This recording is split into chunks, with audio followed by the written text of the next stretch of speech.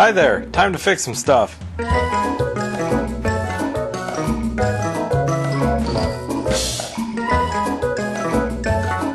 a previous video, I showed you a broken shovel. Little do you know, I broke a lot of things this year, and I gotta fix a few of them. For the eagle-eyed among you, you might have noticed this isn't my garage. No, this is my basement. This is a bookshelf that I built in like a video a while ago. But the bookshelf's not the point. Problem is, my garage is too cold. For some reason, fall decided to skip this year and just send on winter a bit early. And it's too cold out there. Not too cold for me, but too cold for this. Wood glue. Yes, I'm going to fix a rake with wood glue. Did I mention it's a rake? I broke my rake. So here's my desk, and here is my rake. You might have noticed I've fixed it before. Fixed it. Predictably, this failed. So I'm going to try to fix it in a slightly less garbage way. As soon as I can find the end of this duct tape. The duct tape's attacked me. I'm stuck. Now you can see the extent of my genius. I used zip ties and wood glue and duct tape, and it didn't work. I mean, predictably, this was garbage. Actually, none of the things I fixed before broke again. These are all new breaks. Thank you, wood glue. I should not have doubted you, or the zip ties, or the duct tape. It's the crappy, crooked grain on this that makes a weak spot, right where you push hardest with the handle. Interesting. Well, since that's a clean break, I can just, perhaps, I won't need to clean that much. I will want something down here to stop drips. So the last thing I need is more wood glue on my keyboard. Oh look, my wife was drawing something. Well, let's hopefully not completely ruin that with glue. This stuff says you're supposed to use it when temperatures are above 55. There we go. It is about 70 in here, but the garage is like a million below zero and zero. No, that's not true. It's like 40 out there. Pretty much never gets below freezing in the garage itself, but it still gets pretty cold. Cold enough that a lot of this stuff stops working. Anything water-based like this glue is just, it's no bueno. Ew. There we go. Just gonna squeeze that everywhere. So you might be asking, if the wood broke again, how am I gonna fix that? Well, I have a plan. First, smear the glue all over my hands for no reason, because I didn't grab any paper towel. Next, these. I want to use these as braces, so I'm going to glue these all around the joint like a permanent splint. These are oak, and the grain is quite straight in them. I picked these out of the oak dowels at probably a Home Depot or something. I dug through all the dowels to try to find a few that are reasonably straight-grained, and then I bought them because I wanted to make arrows out of them. Turns out that was a major pain, so I just bought arrow shafts, and then I had all these dowels. And I'm pretty much out of these. I even have it marked somewhere on here where I measured the spine weight, 43 pound of that particular one. No one cares about that though. So how am I gonna attach these? Zip ties, obviously, because zip ties and glue worked so great before. I'm going to zip tie these on, slather the crap out of them in glue, and these are going to act like a splint. Furthermore, this is going to, the pole here, not very structural, even with the glue, but it's going to separate these. It's going to keep them separate. Kind of like, if you see those like honeycomb structures, where it's a thin aluminum honeycomb with plates of aluminum on the side. The thin honeycomb, all it does is separate the plates. The plates do the structure. It's like a torsion box. That's what I'm hoping is going to happen here. But this, with its structural flaw in the middle, it's going to separate these, which are not broken, and the glue is going to just hold them all on there. So these are going to suffer all the tension and compressive forces. But these are oak and straight grain. This is probably the junkiest junk pine imaginable. So there's more glue on my hands. Should I go get the paper towel? Nah, just smear it. Just smear it all over. That way I'll get even more glue in my keyboard. Perfect. Also skin flakes in the glue. This is really gross. I'm going to stop talking. Try to position the dowels so the center of the dowels is roughly around where the brake is, and spread the dowels out so they're kind of semi-equidistant around the pole. Of course, now is probably not the best time to mention that this particular rake is really easy to just unbolt and remove the handle and then bolt in a new one. But we're going to ignore that option for now. Fortunately, for those of you who hate change of scenery, the second half of this video will be in the garage. So no need to fret. You will see the messiest garage ever shortly. There, that feels about right.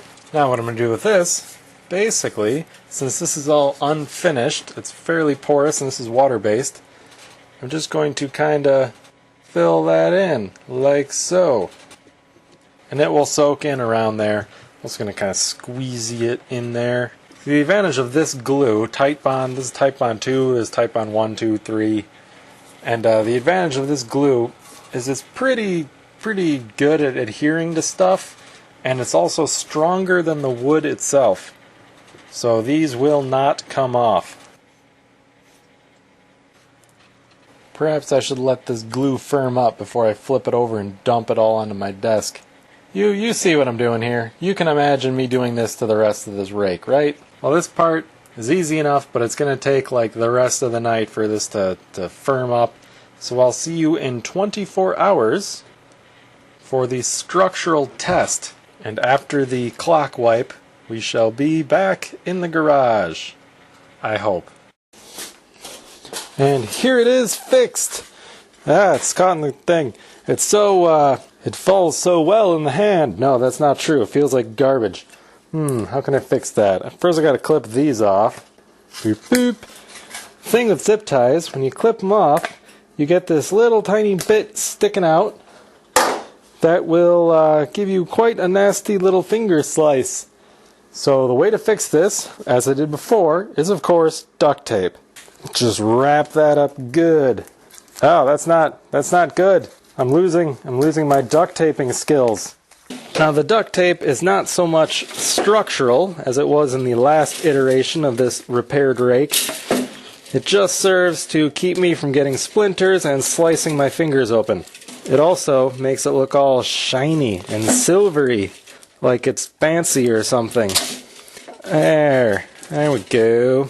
And failing this repair, this doesn't work, I suppose I'll just go buy a steel pole or maybe wood with grain that isn't at a 30-degree angle. This is probably the cheapest reject wood they use for the handles on these. But here, I'm going to test it. Ready? Wait, I should do it sideways to the camera.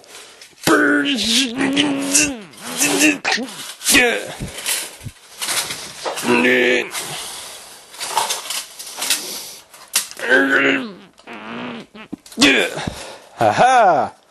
Those extra things really stiffened it up in the middle. That's great because I usually rake like this, pulling, and sometimes I push down on this part to get the little prongs to grip more into the ground. Maybe I should try buying non-junk tools and then try not ruining those. That's probably a better option. What do you think?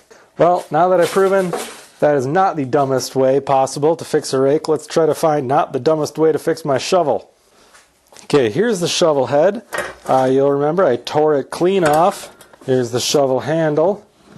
It doesn't match up anymore, so I'm going to straighten this out, or try to anyway, and then weld it back together, but obviously it's not going to be as strong, so I'm going to add reinforcement. And you might think, I got all this steel sheet laying around, and it's almost as thick as this, and welding that up plus welding this up and, adding more welds, it'll probably work fine as long as I don't, rip the thing apart like an angry chimp or something. And it just kind of makes sense. So obviously I'm not going to do that.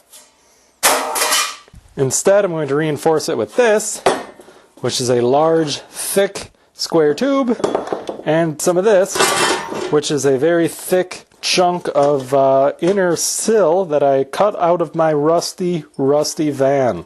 But before I get to that, I'm going to have to straighten this out with fire, obviously.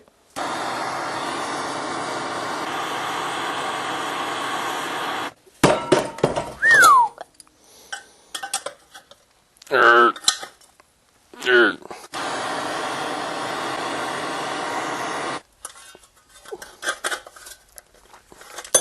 to be totally honest, I don't think needle nose is the right tool for this, nor is a plumber's torch, and I don't really know what shape it's supposed to be. I'm just going to try to make it straight-ish.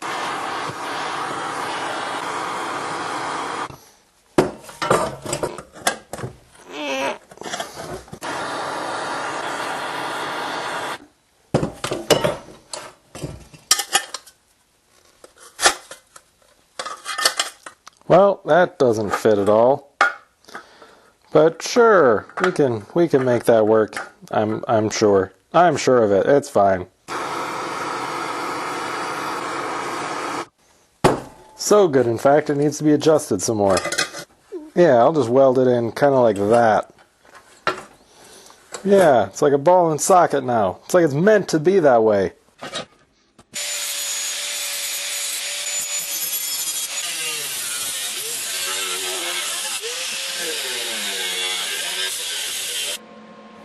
You know, it's been quite a while since I've done any MIG welding. I'm pretty surprised how easy I got back into it. I mean, MIG welding is not, it's not rocket science, so it's not that difficult to do, I suppose. But it's just a testament to how easy it can be with a little bit of practice. I know these aren't like good welds at all, but they hold. Check that out. Bridge the whole gap. Just because you shouldn't do that doesn't mean you can't do that. Aha! Now I'm on the back. I'm gonna stick a reinforcement piece kind of to bridge some of these gaps. And this shovel head was originally stamped from one piece of steel, and where it comes together around the handle, they didn't bother connecting that at all. So I think that's the main weak point there, actually. Like there was just a little bit of twist or something got introduced there, and then as I kept going, I kept twisting it more and more. Eventually it just broke, so I decided I'm just going to weld the crap out of it, just weld it all together.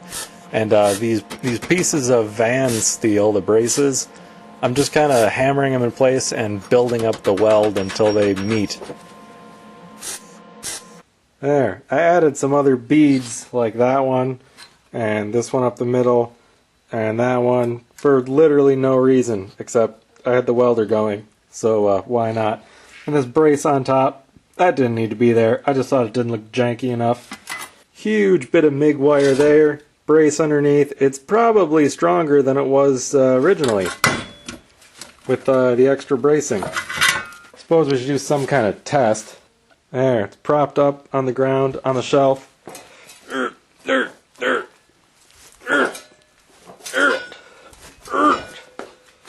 Yep, it didn't break. I'm not dead, so it must not be a bad shovel now. Here's another test we could do.